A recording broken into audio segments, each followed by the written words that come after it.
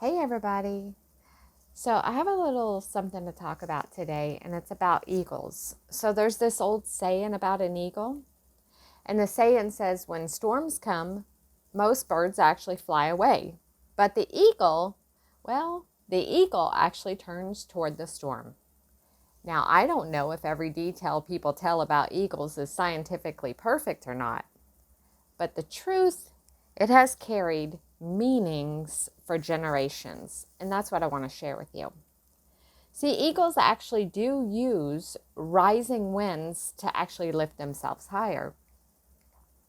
See, what actually pushes other birds down actually helps lift the eagles up higher. And this reminds me of something way far greater. So let me tell you this story. A farmer once was watching a storm roll across the valley. Can you imagine? The chickens ran for cover. The small birds, well, you could hear all the ruffling going on as they disappeared into the trees, scattering everywhere. And even the cattle, the big giant cattle, turned their backs to the wind.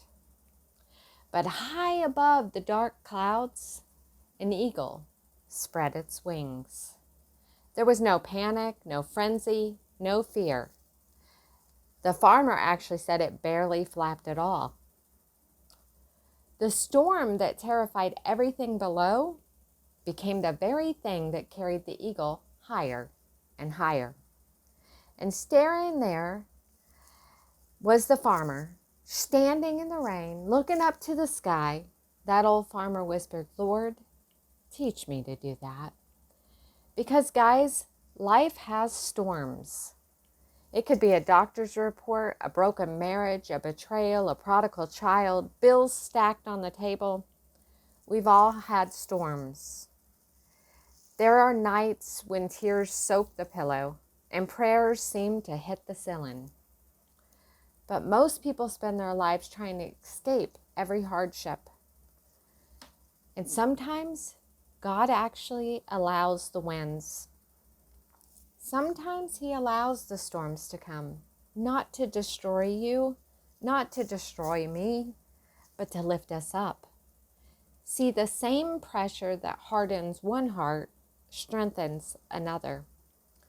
The same trials that break one person can bring another person to their knees before the great and mighty God, where true strength is finally found. Scripture says, Isaiah 40:31, the best. It says, "But they that wait upon the Lord shall renew their strength. They shall mount up with wings as eagles." I love that. It doesn't say wings like sparrows, wings like chickens scratching in the dirt, wings like ostriches. No, it says wings like eagles. God never promised a storm-free life.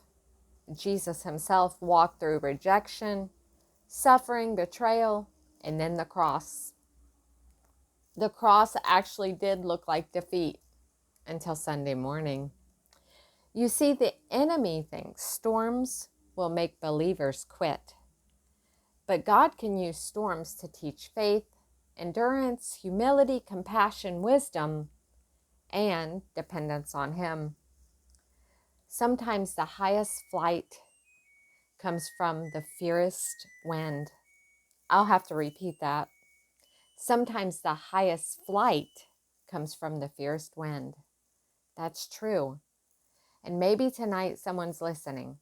Maybe tonight someone feels surrounded by dark clouds. Or maybe it's today when you're listening to this. Maybe you have prayed. Maybe you have waited. Maybe you're simply tired. But what if the very storm you beg God to remove is the wind He plans to use to carry you closer to Him? Not above everyone else, closer to Him. Because eagles don't rise higher to glorify themselves, and neither do believers. Every blessing, every victory, every survival story, every answered prayer, every ounce of strength belongs to God. And when He carries a weary, worn out, soaking filled, crying on the pillow, soul through a storm. Guess what? Heaven gets the glory. God gets the glory. And now, well, now you know the rest of the story. See you on the next one.